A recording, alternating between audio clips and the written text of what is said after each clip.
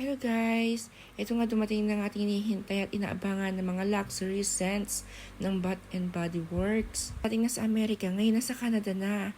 At grabe nga sobrang bango. At ito nga yung mga dupe ng mga mamahaling pabango ito dito na sa Bath and Body Works mo mabibili at sobrang baba ng presyo. Saan ka pa, di ba? Bibili ka ng mamahaling pabango hindi mo naman afford. So dito ka na bumili. Ito yung mga dupe ng mga mamahaling pabango.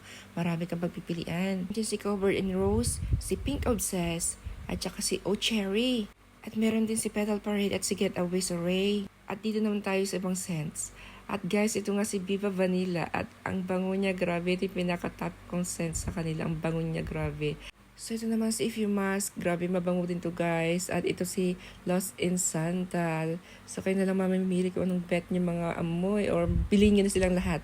At ito naman si Floral Fantasy.